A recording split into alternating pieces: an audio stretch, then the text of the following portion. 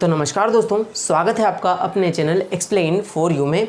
आज हम बात करने वाले हैं बहुपदों के भाग के बारे में, यानी पोलिनोमियल्स के डिवाइड के बारे में। देखिए यहाँ पर हमारे पास एक क्वेश्चन है कि हमें क्या है, एक पोलिनोमियल दिया है और हमें इसे दूसरे पोलिनोमियल से डिवाइड करना है। देखिए कैसे, यहाँ पर क्वेश्चन दिया है 2x² + 3x + 1, इसको हमें x + 2 से भाग देना है, यानी डिवाइड करना है।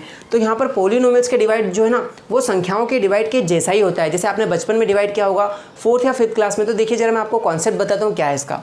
मान लीजिए आपने बचपन में किया था कि 4 को जो है आपको भाग देना है 16 से। तो आप क्या करते थे, 4 के टेबल में 16 कितनी बार में आता है वो यहाँ पर लिखते थे आंसर में कि यार 4 के पहाड़े में 16 जो है ना वो 4 बार में आता है। और फिर आप क्या करते थे, यहाँ पर एक दूसरा नंबर लिखते थे जिसे आप घटाते थे 16 में से। किसे लिखते थे, इन दोनों का गुणा करके लिखते थे। तो 4 चौक कितना हो जाता था, ये 16। ठीक है, तो यहाँ पर 16 से 16 कट जाता था और 0 बचता था। ठीक है, यानी छोटी छोटी क्लासों में आप ऐसे भाग करते आए हैं और आगे बढ़ते आए हैं स्टेप बाय स्टेप। लेकिन अब जो है पोलिनोमियल्स के डिवाइड में जो है कॉन्सेप्ट तो ऐसा ही लगेगा, लेकिन वहाँ पर वेरिएबल्स आ गए हैं, नंबर्स की जगह वेरिएबल्स दे दिए गए हैं। जैसे यहाँ पर दे दिया है, जैसे यहाँ पर दे दिया x + 2, यहाँ पर इसका भाग देना है किससे, 2x² + 3x + 1 से x + 2 का भाग देना है।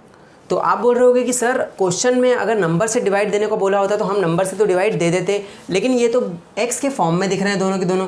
x⁻², यहाँ पर x पावर है, यहाँ पर भी x + 2 है, यानी x के फॉर्म में पूरा क्वेश्चन हमारा है। तो इसको कैसे डिवाइड देंगे, तो इसको भी उसी तरीके से डिवाइड देंगे, लेकिन यहाँ पर थोड़े वेरिएबल्स के रूल आपको पता होना चाहिए। देखिए वेरिएबल इस क्वेश्चन में क्या है, यहाँ पर वेरिएबल की जगह x ही दिया है। वैसे तो y, z और ABCD के दूसरे भी वेरिएबल्स होते हैं जो आपके मैथमेटिक्स के क्वेश्चनों में बहुत बार आते हैं, लेकिन इस क्वेश्चन में जो है मेनली हमारा x पर फोकस है, क्योंकि x में ही क्वेश्चन दिया है। तो यहाँ पर देखिए वेरिएबल से जुड़े हुए कुछ रूल मैं आपको बताता हूँ। देखिए कैसे, वेरिएबल्स जैसे हो गया आपका x का x में गुणा करना है आपको। तो x का x में अगर आपको गुणा करना है तो वो 2x नहीं होने वाला, 2x तो बिल्कुल नहीं होगा। वो क्या होगा, देखिए x और x, यानी ये भी x की प्रजाति का है, यानी x है, और ये भी x है, यानी दोनों सेम फैमिली से है, x की फैमिली से है। तो हमें क्या करना है कि x ही लिख देना है नीचे। और यहाँ पर देखिए इसमें कोई पावर लगी क्या, इसकी कोई घात है क्या, नहीं है तो 1 मान ली। इसमें भी पावर नहीं है तो 1 मान ली। तो गुणा करने पर वेरिएबल्स की अगर बेस सेम है, जैसे x और x ये सेम है, तो बेस अगर सेम हो तो मल्टीप्लाई करने पर जो वेरिएबल्स के आंसर आता है ना, वो इन जो पावर्स है इनको प्लस करने पे आता है, ऐड करने पे आता है।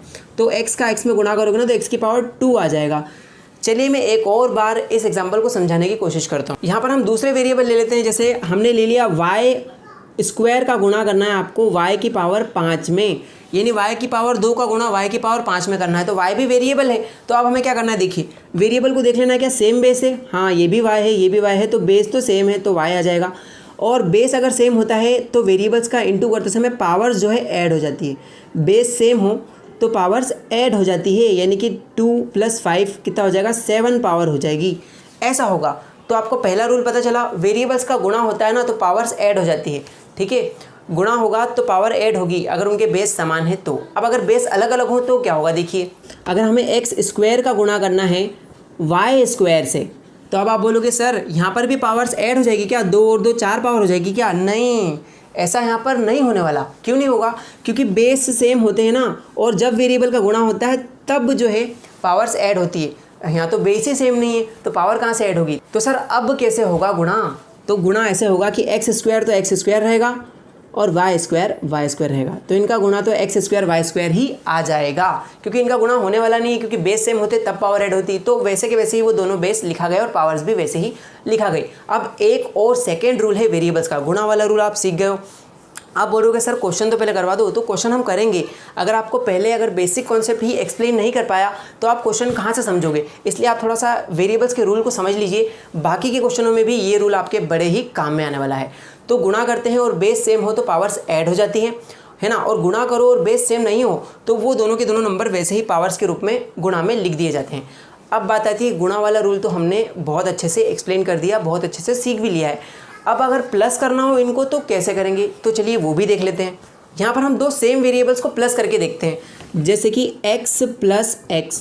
ठीक है, यहाँ पर हमें x और x को जोड़ना है। तो सर अब क्या वापस से x² हो जाएगा, नहीं, x और x को जोड़ोगे ना तो 2x होगा, इस बार 2x हो जाएगा। कैसे, देखिए इस x के आगे कोई भी गुणा में नहीं है तो हम 1 मान सकते हैं, 1x। इसके आगे भी कुछ गुणा में नहीं लिखा है तो 1 मान सकते हैं। तो देखिए 1 और 1 इनको जोड़ा तो कितने होगा, 2, और x तो सेम ही है क्योंकि सेम बेस था। तो देखिए एक एक्स और एक एक्स बच्चा बता देगा कि x और x 2x होता है। अब एक और देखिए, जैसे मान लीजिए यहाँ पर लिखा है 2x प्लस लिखा है 5x, तो अब आपको क्या करना है, 2 और 5 नंबरों को पहले जोड़ लो, यानी 2 और 5 हो गए 7, और x वैसा का वैसा ही, क्योंकि बच्चे को पता है 5x में 2x जोड़ोगे तो 7x हो जाएगा। ठीक है, 5x 2x 7x, यानी बड़ा ही ईजी सा है। यानी जब आप उनको जोड़ते हो तब पावर्स ऐड नहीं होती, तब तो सिर्फ आगे के नंबर्स ऐड हो जाते हैं, जैसे 2 और 5 ऐड हो गए 7, तो वेरिएबल तो वैसा का वैसा ही आ जाता है, यानी x तो वैसा ही रहता है। अब y को चलिए जोड़ के देखते हैं, तो y में भी सेम रूल है। अरे वेरिएबल तो वेरिएबल होता है, यहाँ पर x था तो वहाँ y होगा। जैसे मान लीजिए हमको 2y को जोड़ना है 7y में, तो कैसे जोड़ोगे, पहले नंबरों को जोड़ लिया जाता है। 2 और 7 हो गए कितने, 9, और y तो वैसा का वैसा ही रहेगा, क्योंकि 2y और 7y हो गए 9y, तो सिंपली सा वैसा ही है। यहाँ पर आप बोलोगे सर पावर्स ऐड नहीं हुई, यहाँ पर 1 पावर है, यहाँ पर 1 पावर है, और 2 होना चाहिए था। तो मेरे भाई प्लस करते समय पावर्स ऐड नहीं होती, केवल जो उनके आगे बड़े से नंबर रहते हैं, जैसे यहाँ पर 2 था और यहाँ 7 था, वो नंबर्स ऐड होते हैं और बाकी बेस तो सेम ही रहता है। तो यहाँ पर मैं आपको 2 चीज़ें बता चुका हूँ। तो रूल्स को समझने के बाद अब हम सॉल्व करेंगे हमारा क्वेश्चन। देखिए क्वेश्चन क्या दिया था, 2x² + 3x + 1, इसको हमें डिवाइड देना है किससे, x + 2 से इसे डिवाइड देना है। तो चलिए हम डिवाइड के फॉर्मेट में लिख लेते हैं, सॉल्यूशन लिखेंगे और हमें क्या करना है, डिवाइड देना है। तो हमें इसका डिवाइड देना है, तो हम इसे यहाँ लिख देंगे 2x² + 3x + 1। ठीक है, इसे हमने यहाँ लिख दिया डिवाइड के अंदर, और डिवाइड देना किससे है, x + 2 से, तो इसको यहाँ पर x + 2 लिख देंगे। ओके, अब देखिए सिंपल सा, हमें करना कुछ भी नहीं है। आप बोलोगे सर x + 2 का इसमें डिवाइड देना तो बहुत मुश्किल लग रहा है, लेकिन आपको सिंपल सा है कि यहाँ पर देखिए पहली स्टेप ये है डिवाइड देने की। यहाँ पर आपको सिंपल करना क्या है कि इसके आगे वाली टर्म ले लेनी है। यहाँ पर देखिए आगे का क्या आ रहा है, x + 2 में आगे क्या आ रहा है, x आ रहा है, तो x को ले लेना है, और इसमें जो है आगे क्या है, सबसे आगे है 2x²। तो सिंपल सा हमें इनके आगे वाले जो टर्म्स है ना उनका ही डिवाइड करना है। तो 2x² में कर दो x से डिवाइड, तो कर देते हैं भैया 2x² में x से डिवाइड। तो देखिए ये सिंगल x है और यहाँ पर x² है, यानी कि x गुणा x है, तो इससे ये पावर कैंसिल हो जाएगी। तो यहाँ पर क्या बचा, 2x, दोनों कैंसिल हो गए हैं। यहाँ पर x की पावर 2 था, तो कैंसिल आउट होने के बाद में 2x बचा है। तो यानी कि पहले वाली टर्म्स को जब डिवाइड दिया, x का 2x² में डिवाइड दिया तो 2x आया। ये तो सिंपल सी बात है, रफ में आपने डिवाइड दिया आगे वाली टर्म्स को तो 2x आया। तो जो भी आपका आया है ना डिवाइड देने के बाद में, उसका आपको मल्टीप्लाई कर देना है इस x + 2 में। कर देते हैं, 2x का x में गुणा करेंगे तो आ जाएगा 2, तो वैसा का वैसे आ जाएगा। x का x में करेंगे तो x की पावर 2 हो जाएगा। मैंने थोड़ी देर पहले आपको रूल बताया था कि x और x से सेम बेस के हैं तो पावर्स क्या होगी, ऐड हो जाएगी। अगर आप मल्टीप्लाई करते हो तो x का x में गुणा किया तो x की पावर 2 हो गई, पावर्स ऐड हो गई। अब आगे 2x का +2 में भी करना है, तो पहले तो प्लस लिख देते हैं।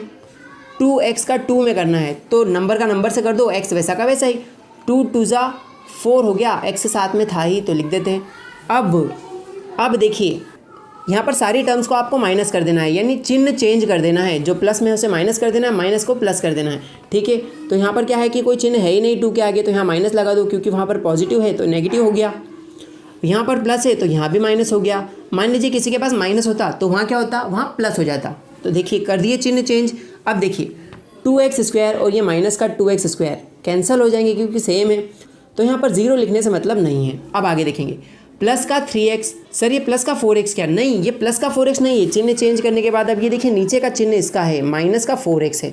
तो देखिए माइनस प्लस क्या होता है, माइनस, 4x में से आपको 3x हटा देना है तो सिंगल x बचेगा। 4x में से 3x गए तो x बचा, और जो ये +1 है ना ये नीचे एज इट इज़ उतर जाएगा +1।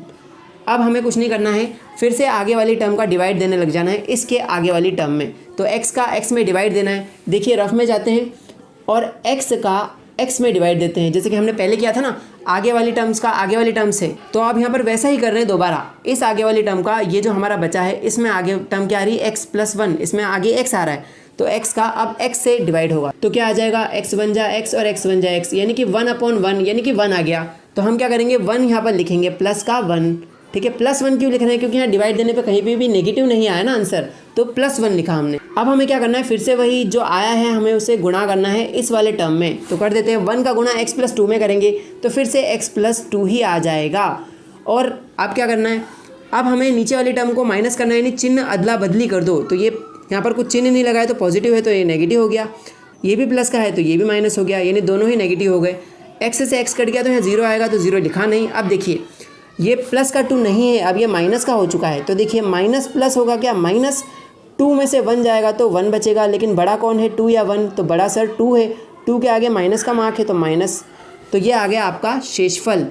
भाग देने पे ये शेषफल बचा है, क्योंकि आगे अब क्या है, ये इससे डिवाइड होगा नहीं, तो ये आपका आंसर आ गया है भागफल। तो आपको 2x² + 3x + 1 का x + 2 से डिवाइड देना था, तो आंसर आपका क्या है 2x + 1। तो आपका आंसर क्या है भागफल, आपका भागफल आया है 2x + 1, तो ये आपका आंसर हो गया है। तो दोस्तों वीडियो अगर अच्छी लगी तो वीडियो को यार ज़रूर से एक लाइक कर देना, प्यार भरा एक कमेंट लिख देना कि आज जो मैंने प्यार भरा एक ज़रूर से कमेंट कर देना कि आज जो मैंने वीडियो में आपको सिखाया वो आपके लिए हेल्पफुल रहा या नहीं। और अगर दोस्तों आपने टेलीग्राम ग्रुप हमारा ज्वाइन नहीं किया है तो यार डिस्क्रिप्शन में मैंने लिंक दिया है, प्लीज़ जाकर ज्वाइन कर लो। वहाँ पर क्लास 10th से जुड़े हुए इंपॉर्टेंट क्वेश्चन और क्वेश्चंस के PDF वहाँ पर हम पोस्ट करते रहते हैं। तो थैंक यू सो मच दोस्तों वीडियो को पूरा देखने के लिए।